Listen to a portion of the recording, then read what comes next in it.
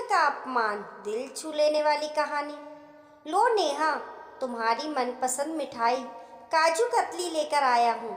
तुम्हारे भतीजे राजू की शादी फिक्स हो गई है। 8 नवंबर को सगाई है और 27 नवंबर को शादी है। तो तैयारी अभी से शुरू कर दो। आखिरी इकलौती बुआ हो और तुम्हारा लाडला भी तो है। चलो फटाफट मुंह खोलो और मुंह मीठा करो। भैया, मुझे नहीं खानी ये काजू कतली।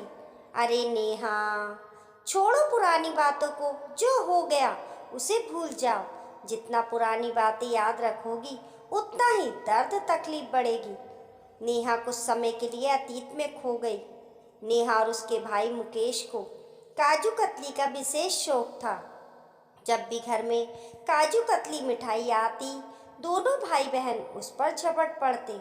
मम्मी पापा बहुत समझाते थे, पर दोनों के कुछ असर ही नहीं होता था। दोनों की मनपसंद मिठाई थी काजू कतली। समय आने पर नेहा की शादी एक अच्छे घर में हो गई और उधर भाई की भी शादी हो गई।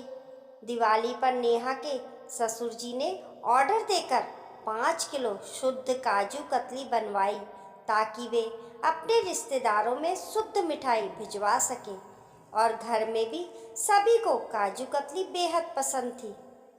दिवाली के 2 दिन बाद भाई दूज वाले दिन नेहा का भाई अचानक नेहा से तिलक करवाने आ गया।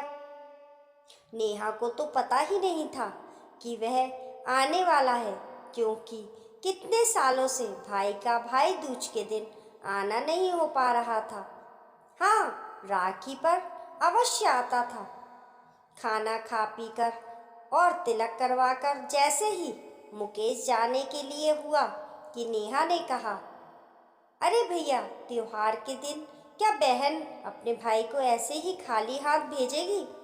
आप इतना सब कुछ लेकर आए हैं, तो क्या मैं कुछ भी नहीं दूंगी?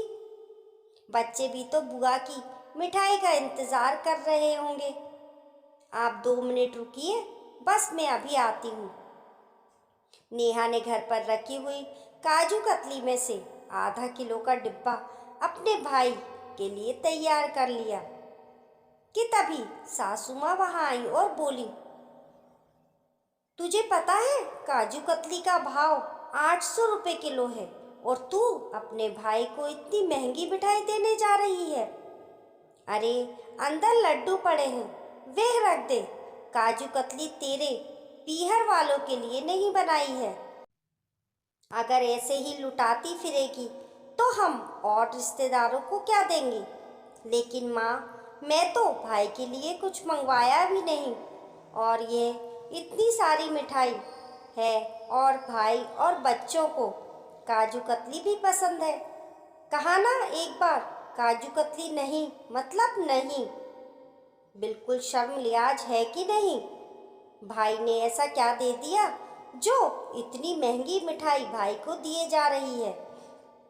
सास के द्वारा इतना जलील होने पर उसकी आंखों से आंसू आने लग गए। वह कमरे में आई तो देखा उसका भाई जा रहा था। शायद मुकेश ने भी ये बातें सुन ली थी और वह अपने आप को बहुत जलील महसूस कर रहा था और उसे लग रहा था कि उसके कारण उसकी बहन को भी जलील होना पड़ा। जब मैं घर से बाहर आया तब नेहा ने भाई के दिए पैसों में से 200 रुपये देते हुए कहा, भैया, घर जाते समय बच्चों के लिए चॉकलेट ले लेना और कहना उनकी बुआ ने इस बार चॉकलेट भेजी है। अगली बार उनकी पसंद की मिठाई लेकर आएगी। और हाँ भैया, यहाँ जो कुछ भी हुआ घर जाकर मत बताना। ऐसा कहते हुए नेहा रोने लग गई। अरे नेहा, तू क्यों चिंता करती है? तेरा भाई है ना, मैं सब संभाल लूँगा। तू बस अपने ससुराल में अच्छे से रहना और मेरी चिंता बिल्कुल मत करना।